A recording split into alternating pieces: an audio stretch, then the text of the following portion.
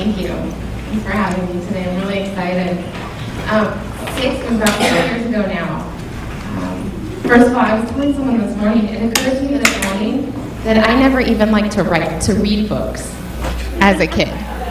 You know, everyone always says, did you always want to be an author? No, I didn't even want to read what other authors wrote. And I just think it's ironic anyways. So about 6 years ago, I was a writing coach in an online program, and I had the opportunity to read a book that was written by one of my mentors. And it was one of those books, you know, when you open the first few pages and you read the first few pages and you know that by the time you get to the end, you're not going to be the same person. And so I was encouraging her. I had the opportunity to edit it. And I said, wow, this is something that's going to change people's lives. That must be an amazing feeling. And she said, it is. When are you going to write your book? So I was 27. And what she didn't know, because I was really good at hiding, was that my life was really, really broken. Everywhere. My marriage was on the rocks. My finances were a hot mess, doesn't even cover it. My relationship with God was pretty much non-existent. Everything was messy and broken. But I had this smile that had everyone fooled. And I was pretty darn good at performing, not just, you know, keeping everyone in the dark about what was really going on, but in my achievement in all of my careers. It was a good way for me to hide behind that success. It was easy for me to learn and achieve. And so when she asked me, what would you write about? I laughed out loud instead of crying, because that's really what I wanted to do. And I said, I don't know, but if you gave me a topic, I could write it for you, and then you could put your PhD behind it. Anyone felt like that before? Yeah. Like, I don't have the life experience, I don't have the degrees, I don't have all those excuses that we tell ourselves so that we don't think about writing the book and actually doing it. And she said, no, you have something valuable to give to the world today. What is it? What value do you have to give to the world today? And then I couldn't hold the tears back. And I ran to my car, and I cried about halfway home, asking myself that question. Because honestly, when I asked myself that question, I couldn't come up with an answer. Everything seemed broken. There was one thing, about halfway home, I had this idea. You know, there's one thing that I've been doing kind of well. I had some horrible moments, but in general, I'm getting some good results. And that's with my parenting.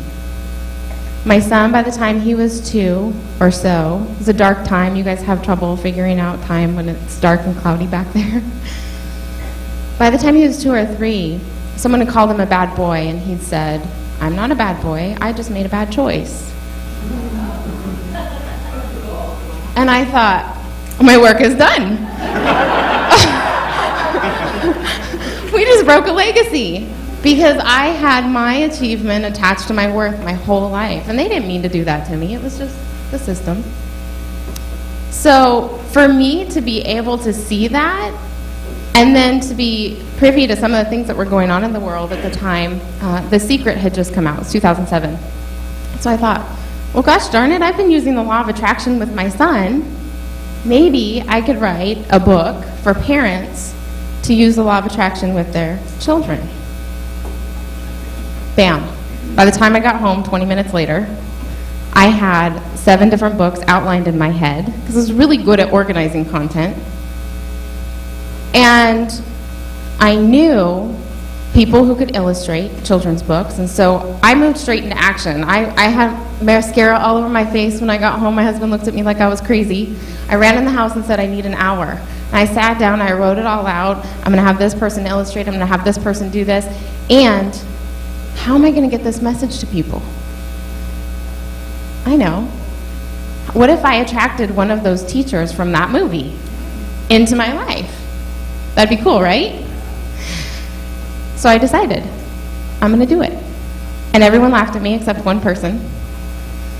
And 3 months later to the day, one of those teachers walked into a Sizzler behind me and invited me to a workshop. And life hasn't been the same. So I went literally in 45-minute time frame from recognizing how dark and lonely and isolated and broken my life was, to recognizing that I had been given something that could change people's lives and change the world. And the energy of that inspiration brought me everything that I needed to do it. But how long did it take me to write the book? 6 years to get started. And why? It's because of what Bob said. I don't know if you meant to say it. Maybe you did in your introduction, but you said, you all have a book in you that you need to read. Did you catch that? You said it that way. And I thought the way you were speaking it sounded like a book to write. But when you said that, I thought, no, it's true. You have a book that you need to read. And that is the number one thing I see holding people back, is that there's something about their message that they want to share with the world that they still haven't gotten. They still haven't integrated it somewhere. Tell us some of the ways that you help people get their mind wrapped together about what they're supposed to write. Sure, and before I do that, this is not the book I was going to write 6 years ago. So what I said about there being something that I had to get for myself, it was I had to go back and heal all those parts. Because I was doing it well with my son, but I wasn't doing it well with myself. And so I had to go back and heal all that stuff. But what happened was, the people that I pulled into my life with all that energy were the perfect people to take me through that process. And then I got a little confused. And I started to think that their dream was my dream. Have you guys ever done that? Yeah. Started out on your dream and then looked up and went, wait a minute. Why am I working on everyone else's dream? Anyone in here? Okay, tell me I'm not alone. So for 3 or 4 years, I was getting exactly what I needed, but getting confused that I was supposed to be working on someone else's dream. And so that dream crashed with the market in 2008, 2009, and True to Intention came forward. And I thought, well, what the heck is that supposed to be about? I don't know what that's supposed to be about, but I've been helping people who already had books, and I've been helping them basically cut it up into a bunch of small pieces and put it in the right order. And so I decided, okay, I'll take people from start to finish. And so all the while, my book still isn't getting done. But you know, money has to be made, food has to be put on the table, whatever those excuses are, right? Yes, children have to be raised. And I was still doing a lot of my own work. And so those of you who have businesses, you know that entrepreneurship is like the best self-development journey that you can take, right? It challenges you at every turn. And so, anyways, I started this, and I realized I was working all these programs, and I thought, you know what, I just want to take them away for a few days. And so that's what I do. I take people away for about 3 days at a Jumpstart retreat, and we figure it out. We clarify what is the message, because a lot of you are confused because you're not really sure what the message is. And if you're not sure you're one of those people, it's the people in here who sit down and start to write and feel like you're losing track of what you're writing, or you go back and you read and there's a lot more messages in there than you thought there was supposed to be. So you haven't got clarity on what the core message is. Some of you are writing and then you go back and read and you think, yeah, this isn't engaging at all. Anyone in here? How are these ideas any different than, well, how many of you have actually started writing? Okay, good. And how many have actually finished the book? Awesome. That's actually a better percentage than I see in most rooms. Yeah. So there has to be something that you feel is going to be valuable that's different. Because if you think that your book looks or sounds like everyone else's, what's the point? And so part of my process is helping people to uncover that unique piece, that unique branded piece. So one of the questions that I always ask my authors, and you probably want to write this down and answer with what comes up right away. and then sit with it for the next few days. Because you're going to be taken through a lot of processes, and you're going to have a lot of different people telling you a lot of different ways to do this, and they're all good. You have to find the one that works for you, the person that resonates with you. And so the one question that I always ask is, what is the most unique thing that has ever happened to you? The most unique experience or insight? For me, mine was a 3-week period of time where I had purchased a butterfly bungalow set. Have you guys ever seen those? Those little, they're from a company called Insect Lore, and you should check it out if you have little kids in your life. They're awesome. And basically what you do is you order caterpillar larvae, these magic eggs I call them, and you watch the whole process. And once they get into chrysalis, you put them inside of this little bungalow, and then you get to watch them break through and strengthen their wings, and then you get to let them go.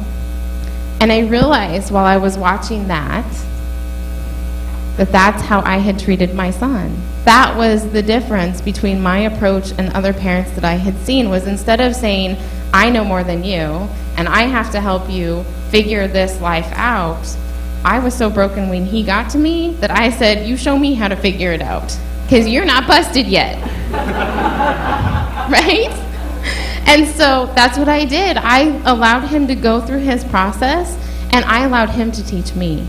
And so when I witnessed that butterfly, that became my personal brand, my personal framework for transformation that I teach parents, that I teach my authors, that I use in all of my coaching. So in your coaching, you let people do some of the work, which is great. You don't try to tell them, oh, this is a better idea. No. And I think that that's one of the things, and that's why I appreciate the way that you have this whole conference laid out, is that it really is about discovery. Because a lot of, how do I say this? There are a lot of places where you could go where they'll tell you, no, that brand, that idea that you have, that's not going to make you enough money. No, you need to say it like this. No, you need to do it like this. When I came up with True to Intention, when that popped into my head, everyone told me, that's not solid enough. You'll never be able to niche. You'll never be able to make enough money. It's not a good enough brand, blah, blah, blah. But the way that it came to me was so powerful that it didn't feel good to think about changing it. And it has served me well to hold on to that, because the True to Intention is broad enough to say, I'm going to hold you true to intention to your message, but I'm going to hold you true to intention to your message. Like who you be in the world, that you're living your message. Is about becoming who we're meant to be, not just writing a book that changes lives. It's living the message. If I were to put you on the spot and tell us what's the most important takeaway that you'd like us to have from what you've learned, what would that be? You need support structures, and lots of them.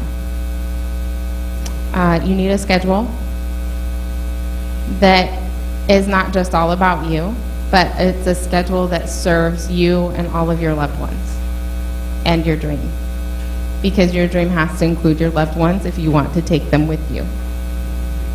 Because when you get clear and when you are ready, things will move, and they will move fast, and the people around you will get scared. And so you have to have those things put in place where you're loving and nurturing them and their dream. So there's the family structures, there's the schedule structures, the cocoon, right? Right? The safety, that's what I'm talking about. You have to make it safe for you to jump in. You have to have people in your corner who know more about writing than you do. So that you can feel good saying, I know you know more than this, can you just make it sound right? Can you just help me figure out where I went wrong? You need a community. More than just the accountability this way of someone who knows more than you in the writing, you need people who, like, really, that's why I love the retreat, because then you have like 5 people who know your message better than anyone else, who will remind you when you go off track. I don't think this is where we started back then. Why are you trying to do that? Oh, I thought it would be more marketable. Go back there, because that's where the power is. And you need those people who will hold you to your own standard of integrity in your message. It doesn't have to be hard. It doesn't. Once I decided, like, this is the time I'm going to carve out to do this, I literally wrote, published, and launched this as a bestseller in less than 3 months.